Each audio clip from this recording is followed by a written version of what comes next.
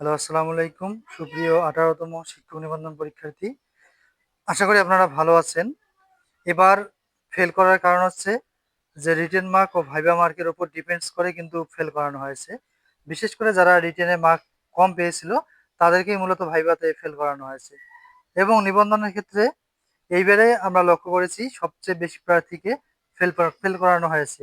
তবে যারা ভাইভাতে উত্তীর্ণ হয়েছে অনেক চ্যানেলে বা ফেসবুকে দেখা যাচ্ছে যে ওখানে লেখা রয়েছে যে আসলে কেবল তো ভাইভা পাস করলেন, এরপরে অনেকগুলো ধাপ রয়েছে, চাকরি হবে কিনা তার নিশ্চয়তা নাই।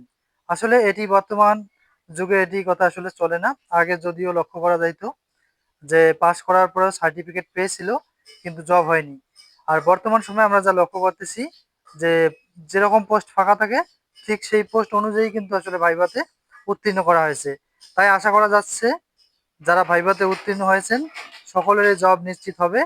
এবং ভাইভা পরবর্তী আরও কিছু কার্যক্রম রয়েছে, মোটামুটি অনেকগুলো কার্যক্রম রয়েছে, সেগুলো খুব তাড়াতাড়ি আসলে শেষ হবে। এজন্য আপনাদের যে সকল কাগজপাতি রেডি রাখতে হবে সেগুলো আমরা নেক্সট ভিডিওতে আলোচনা করব। এবং আর কি কি তথ্য আপনাদের লাগবে, কোন কোন পর্যায়গুলো এখনো বাকি রয়েছে সে সম্পর্কে আমরা ধারণা দেব পরবর্তী কোনো ভিডিওতে। তাই এগুলো জানতে অবশ্যই আমাদের চ্যানেলটি সাবস্ক্রাইব করুন। আর হতাশ হবেন না, যারা পাস করেছেন তারা অবশ্যই যে কোনো একটা প্রতিষ্ঠান পেয়ে যাবেন। আর যারা পাস করেননি তারা ১৯তম প্রিপারেশন নিতে পারেন, যেহেতু এটি আসলে একটা ভাগ্য পরীক্ষা।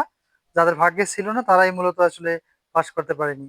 তো সকলের জন্য শুভকামনা রইল। নেক্সট ভিডিওতে আমরা পরবর্তী ধাপগুলো ইনশাআল্লাহ আলোচনা করব। আসসালামু আলাইকুম।